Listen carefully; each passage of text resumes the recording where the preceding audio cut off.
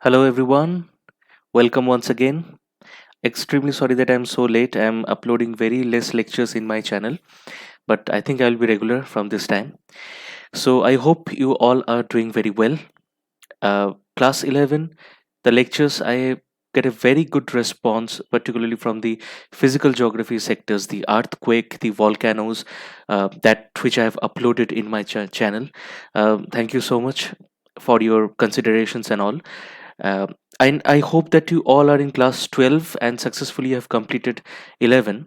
So in 12, the few things has been added in class 12. As in class 11, particularly both for CBSE as for ICSE background students and for the state boards also.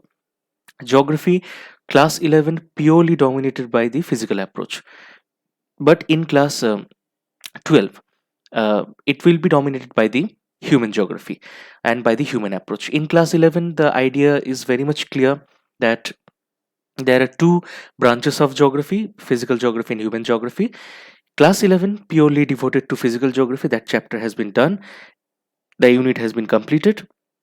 In class 12, you have to focus entirely in human geography. Myself, Pratik Chakravarti. This is the unit of human geography, nature and scope, chapter 1. Both ICSC CBSE students can refer this video because the introductory lesson or the chapter 1, it's same for each and every boards, more or less. The content of this material is purely based from the NCRT books that I am referring. So let's begin our journey. Whenever we are discussing about geography, you all know that the term geography, simple sense, geo means earth, graphy means description. So whatever is going on in the surface, we are describing it. It may be the phenomena, it may be the relationship, whatever is that, that is geography. In class 11, we have done that geography is a pure science, natural science, or social science. This concept also we have cleared. In class 11, typically we have done about the physical forces and the mechanisms, why earthquake, the waves are generating, what why the how waves of oceans originating, temperature, climate and all. The same, the approach of why, how, these questions that we have dealt in class 11, in class 12 also we will deal with these questions, but the approach will be changed in class 12. As you know, geography as a field of study is integrative, empirical and practical. I have told you earlier also that geography, you need physics, knowledge of physics, mathematics, chemistry, sociology, geology, environmental science, computer application, because geography is interconnected subject and it having a very much practical approach. Thus, the reach of geography is extensive, and each and every event or phenomena which varies over space and time can be studied geographically. So, whatever the phenomena is going, whatever it may be, it may be a kind of natural phenomena, it may be man-made phenomena, whatever it is, it will be dealt by a geographer, because in the living space all these things are going on. So few question arises when we deal with the humanistic perspective along with the geography. Few questions can be that how do we see the earth surface? Thus we are only perceiving the earth surface as physical approach, that is mountain, plateau, plain, forest, desert. No, because humans are also there, and without human there is, what is the meaning of that, our planet? There is no meaning at all. So we are not only focusing about the physical approaches, but also focusing about the human or anthropogenic approaches. Do you realize that the earth comprises two major components: nature and life forms, including human beings? Physical geography studies physical environment, in a total physical environment, physical geography study. But human geography studies the relationship between physical and the human worlds. the spatial distribution of human phenomena, and how they come about, the social and economic differences between different parts of the world. Simply, if you see that, if I compare Antarctica and India, population difference you can understand. If I compare India's economic growth to America's, USA's economic growth, completely different. If you see the food habit of China and the food habit of Italy or UK, you can see the difference. So difference is everywhere, and as there is an interaction between the human and the physical, we are shaping the physical environment, and the nature is also shaping us. Okay, so in this concept we will go through in detail that how these two forces, that human and nature, they're coming together and they're interacting. You are already aware of the fact that the core concern of geography as a discipline is to understand the earth as home of human beings and to study all those elements which have sustained them. Thus, emphasis is on study of nature and human beings. You will realize that geography got subjected to dualism, and wide ranging debates started whether geography as a discipline should be a law, that is, theoretical or descriptive. In simple way, what is dualism? Dualism means what? In many subjects, we're having both theory and practical. Theory always gives you a certain laws and rules, but practical gives you a demonstration to how much extent that laws can be applicable. So in geography, we having both approaches. That is the approach of nomothetic. Nomothetic means theorizing. We are having laws, we have set of laws, and we apply that law, that rules and laws in different aspects. And the ideographic, descriptive, because for description of anything you need a practical mindset. Without that you cannot. So from this a generalized idea we can get that human geography, spatial distributions, the spatial meaning you already know in class 11 you have done, that is space. So the humans living in different spaces, living spaces, they are interacting in the different parts of the world. They have their own interactions, they creating their rules, their laws, and these interactions is going on. Largely when you talk about geography, we used to mix nature and human many a times. How? For example, a word you can see: face of the earth, eye of the storm, mouth of the river, okay, neck of a isthmus, etc., profile of a soil. So many a times we used to consider our planet as an organism. German geographers, many a times, they consider the planet as a living organism, and that is true. So, human geography in Germany, particularly, the idea of human geography started flourishing, and the very famous, some renounced human geographers there are. So, those they have given a very good definitions about human geography. So, human geography is the synthetic study of relationship between human society and Earth surface. So, according to Radzel told that it's a relationship, synthetic relationship between the society, human society, and the Earth surface.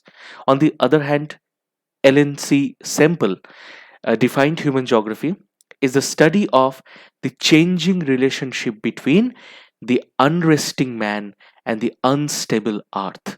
So, as man or the humans, human is dynamic, our planet is also dynamic. So, this interrelationship we can see. And lastly, one of the renowned geographer, Paul Vidal de la Blache, defined geography, human geography, conception resulting from a more synthetic knowledge of the physical laws governing our earth and of the relation between the living beings which inhabit it. So the physical laws has a deep impact in your lifestyle. So, and according to the physical laws, you are also adapting yourself. So these are the very good definitions, very important definitions given by some renowned geographer. These are the pictures you can see: Friedrich Ratzel, Ellen C. Semple, and Paul Wedel de Leblich. Moving on to the next part, nature of human geography. That why human geography is important, or why should we study human geography? Human geography studies the interrelationship between the physical environment and the socio-cultural environment created by man. Elements of physical are land, water, soil, climate, and elements of cultural are transport, communication, settlement. So you see, suppose if I give an example, that interrelationship, land and transport. So you just imagine mountain. So in mountainous area, is this possible that we can have bigger national highways that we used to have in plain? It is not possible. In mountainous area, can we build uh, 15 storied, 30 storied building? It is not possible. So like this, we have to understand that what the requirement of our planet at that time, and what is our requirement. But many a times these two, you can say that human and physical, they many a times have a very much tough relation also. And this concept, to understand this concept, of interesting term has been used, which is called uh, determinism and possibilism. So we'll come in this part that what is determinism and possibilism. First, in a simple way, determinism means what? Someone is the action that you are doing is determined by some forces. For example, if I say that uh, sun rays, high temperature, you cannot resist. In summer times, you need an umbrella whenever you're moving outside, because it will protect you from the direct sun rays. So that means what?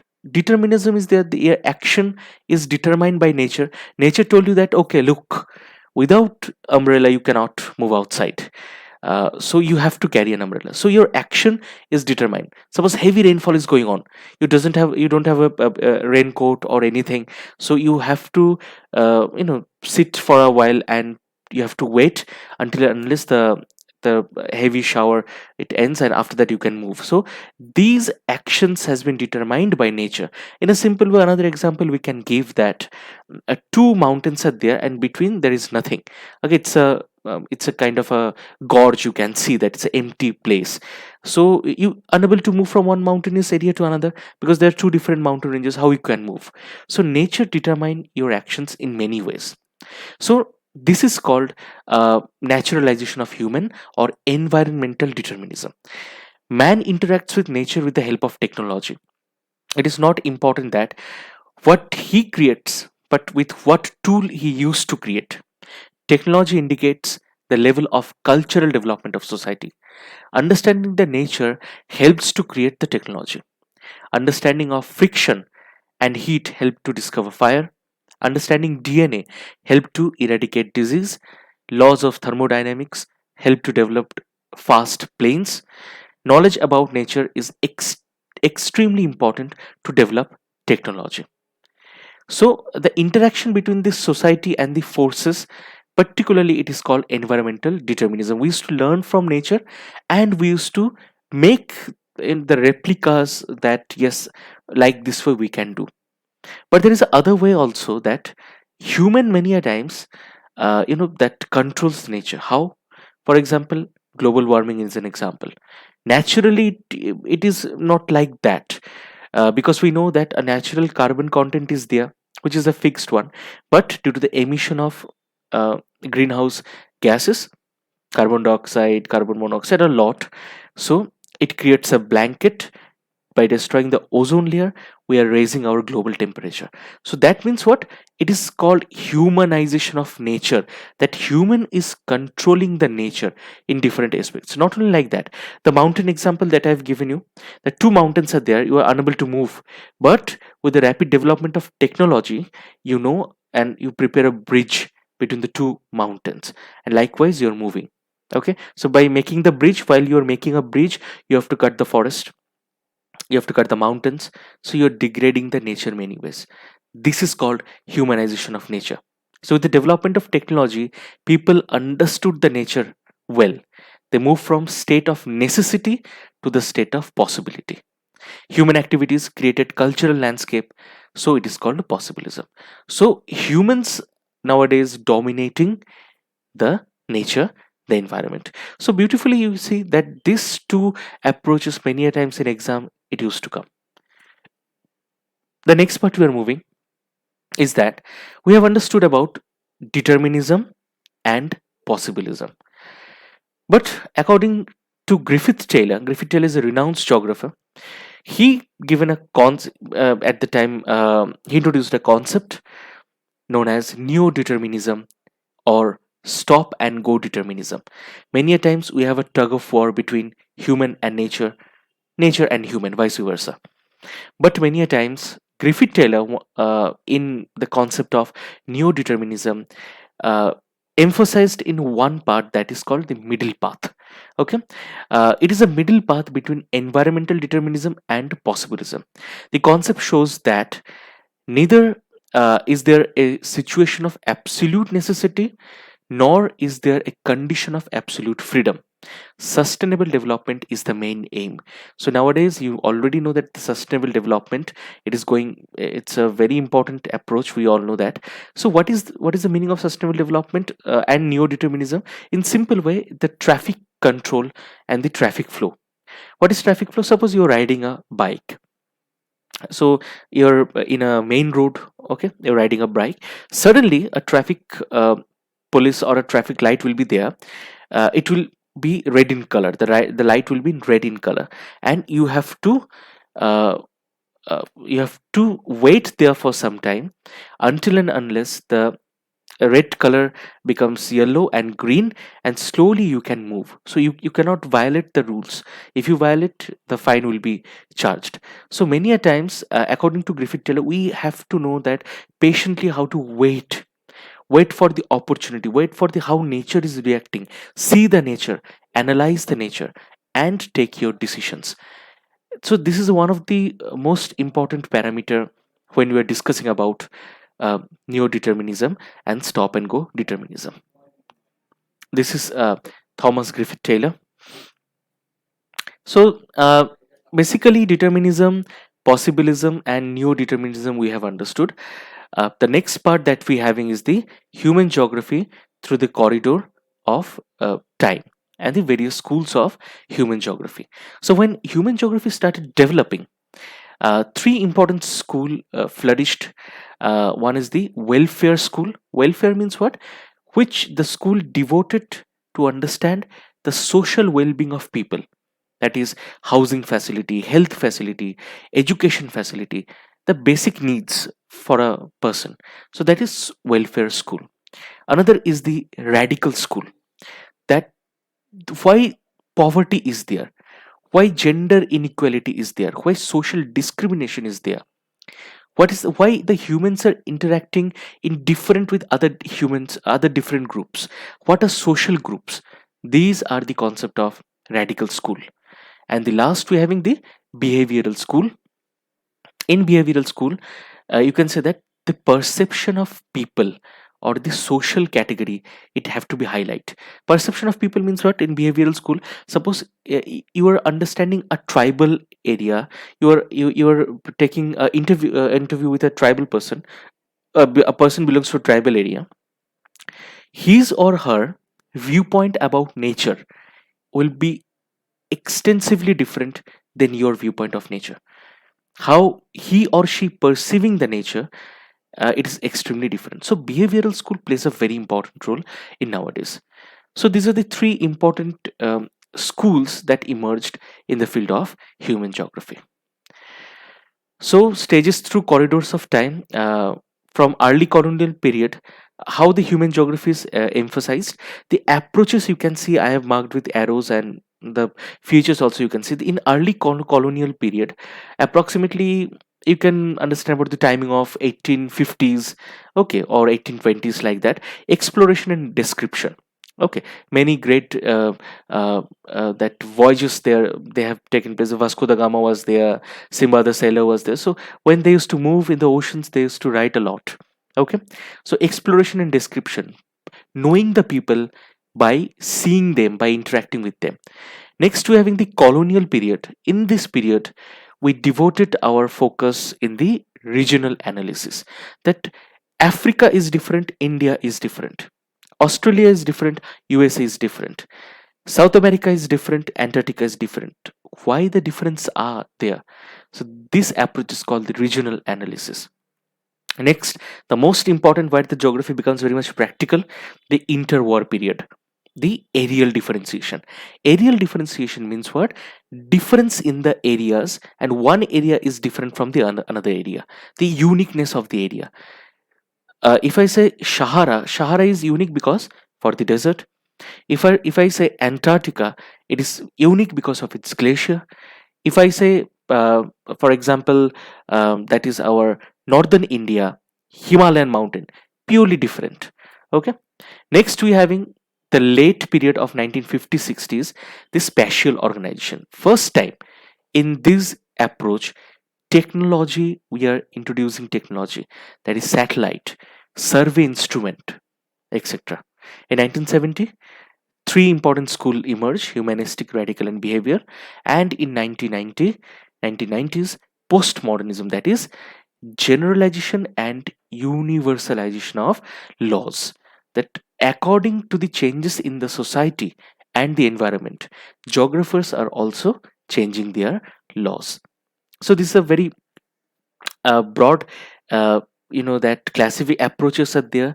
So many a times from this table question used to come. So as simplified way I can give you, I have presented the concept here from ncrt. A lot of concepts are there, so you can refer this table, it will help you. The last part, when human geography evolved fully, the subfields and the sister disciplines also evolve. The major fields of human geography having social geography, urban geography, political geography, population, settlement, and economic geography. And based on these fields of human geography, you can see the subfields, okay, and the sister fields as well. That based on these fields, how many portions are there. So in graduation, all these subfields and the fields you have to study, okay, in a descriptive way.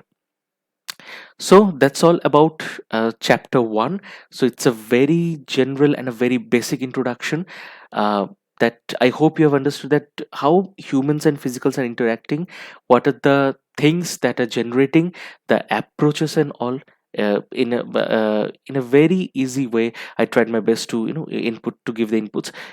Chapter 1 you must read from the ncrt, and you must try these questions, okay, that explain the deterministic approach with suitable example, differentiate between humanization of nature and naturalization of human. That's all for today. Thank you and happy learning. And in the next class we will do the next chapter, that the population distribution of the world. Okay, so please revise the chapter, and if you have any doubt, you can pin your comments below. Thank you.